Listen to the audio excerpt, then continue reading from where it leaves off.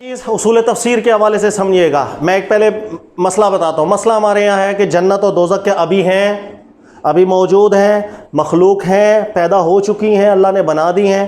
یہاں پہلے قیامت آئے گی، قیامت کے بعد یہ سب چیزیں بدلیں گی، پھر اسی کائنات کے اندر اللہ رب العزت جنت اور دوزخ کو بنائیں گے. یہ ایک مسئلہ ہے، آج کل چھیڑا جاتا ہے، ذکر بھی کیا جاتا ہے. تو میں یہ سمجھانا چاہ رہا ہوں. سب سے پہلے اصول دیکھیں، آپ کس اصول کے اوپر قرآن پاک کو حل کرتے ہیں. ہمارے یہاں ہوتا یہ ہے کہ بہت غلط اصول مرتب کر دیے جاتے ہیں کہ جس سے پھر نتائج بھی غلط نکلنا شروع ہوتے ہیں. اور جو اصول میں آپ کو بیان کر رہا ہوں بالکل آپ غلطی بتائیں اس اصول کے اندر، اور غلطی ہوگی انشاءاللہ تعالیٰ سب سے پہلے ہم بھی اصلاح کریں گے. ورنہ اللہ کے فضل سے وہی اصول ہیں جو امت نے بڑے بڑے محققین اور مجتہدین نے لکھے، وہ بڑے غور و فکر کر کے لکھے، اور جس کے اندر واقعی کوئی کمی نظر نہیں آتی. اور جو تھی کمیاں وہ بھی دیگر آنے والے محققین علماء نکال کے چلے گئے. وہ دیکھیے گا اصول کیا ہے قرآن پاک سے استدلال کرنے کا. قرآن پاک میں کچھ احکامات ہیں جو صریح اور واضح طور پر آ گئے.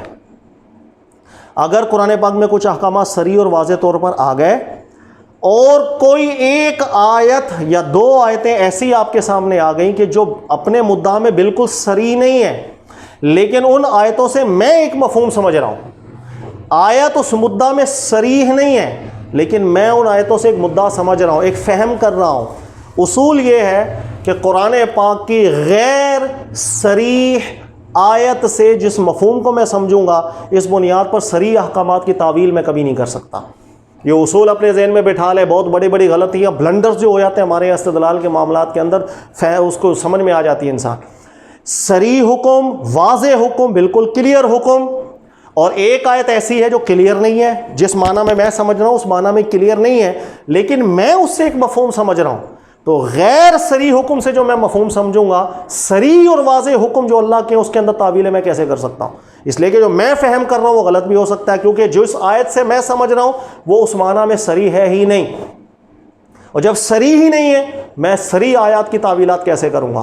یہ بلنڈرز ہوتے ہیں ہمارے یہاں استدلالات کرتے ہوئے قرآن پاک سے، اور اس کی بنیاد پر ایسی تبلیغ کر رہے ہوتے ہیں. سبحان اللہ، ماشاء اللہ، جزاک اللہ.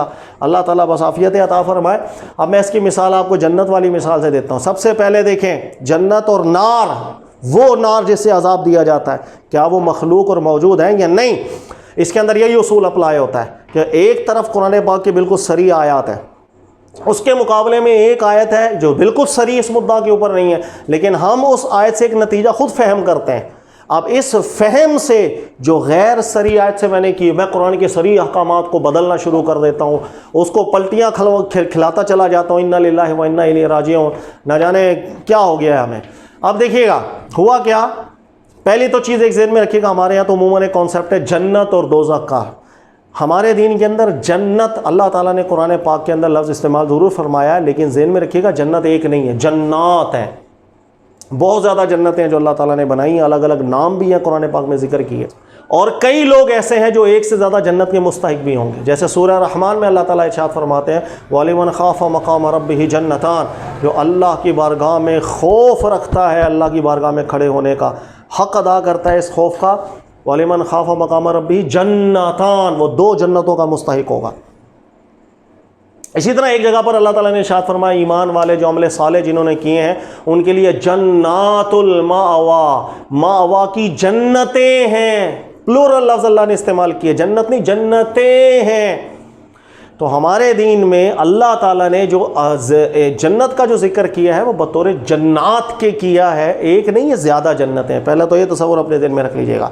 اور دوسری بات ذہن میں رکھیے گا اللہ تعالیٰ نے بالکل واضح اور صریح آیات ذکر کی ہیں جس کو پڑھ کے ہر بندہ سمجھ جائے گا، آسانی کے ساتھ سمجھ جائے گا کہ جنت اور دوزخ وہ ابھی پیدا ہو چکی ہیں، موجود بھی ہیں، مخلوق بھی ہیں.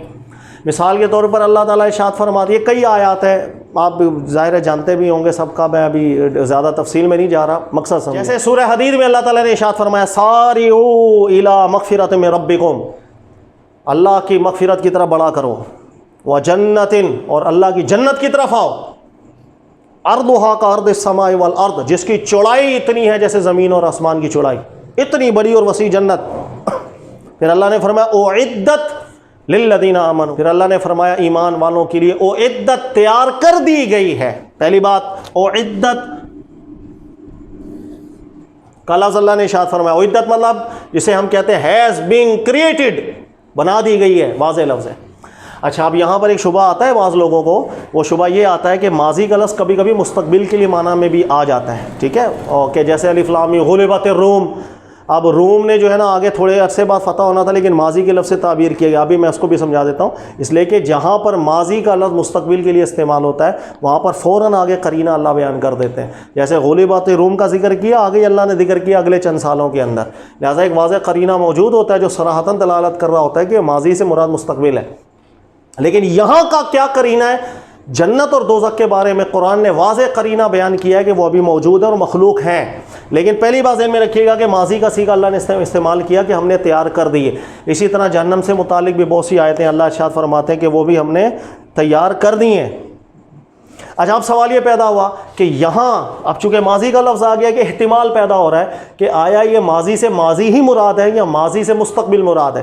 زیادہ سے زیادہ یہ شبہ پیدا ہوگا۔ اللہ نے جنت سے متعلق بھی شبہ کو دور کر دیا، جہنم سے متعلق بھی شبہ کو دور کر دیا۔ سورہ نجم کو آپ مطالعہ کریں، وَالنَّجْمِ إِذَا هَوَىٰ مَا ضَلَّ صَاحِبُكُمْ وَمَا غَوَىٰ، یہ پورا ذکر کریں جب اللہ تعالیٰ ذکر کر رہے ہیں کہ جبریل کو دیکھا رسول اللہ صلی اللہ علیہ وسلم نے عند سدرۃ المنتہا، سدرہ منتہا کے بعد آگے فرمایا اللہ نے عندہا جنت الماوا، اسی کے بالکل پاس جنت الماوا ہے۔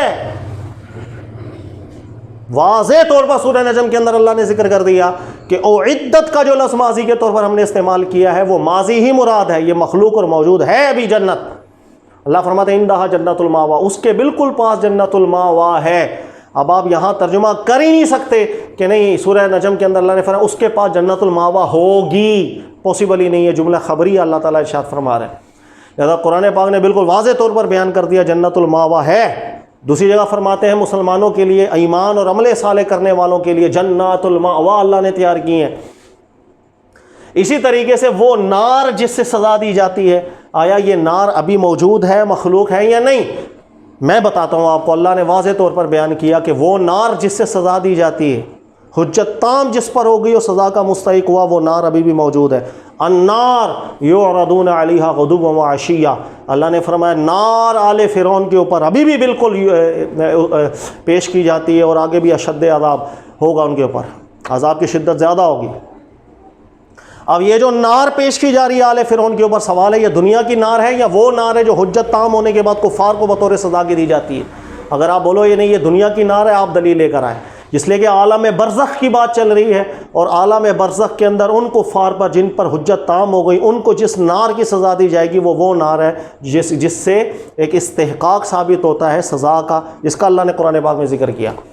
لہٰذا وہ نار موجود ہے تبھی تو آل فرعون کو سزا ہو رہی ہے، وہ جنت ہے تو اللہ نے فرمایا عندہا جنت الماوا۔